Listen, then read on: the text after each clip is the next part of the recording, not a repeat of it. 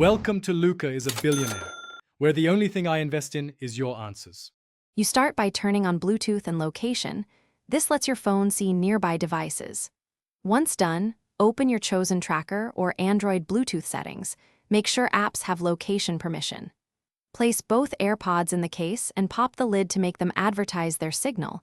If only one is missing, take the other out to help broadcasting.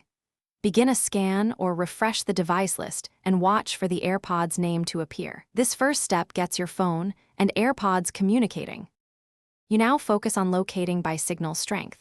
Tap the AirPods entry and read the RSSI or proximity meter. Once done, walk slowly and note whether the signal increases or decreases.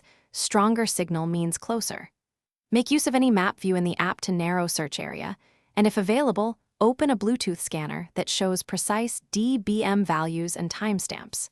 Move methodically in a grid pattern. Make sure to pause often so the readings stabilize before changing direction or speed.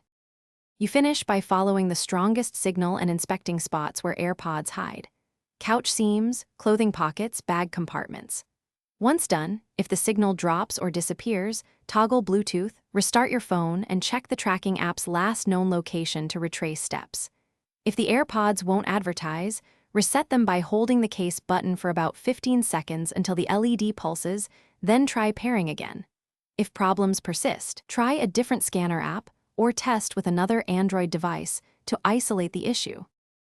Thanks for watching and please subscribe. It's the best investment you'll ever make.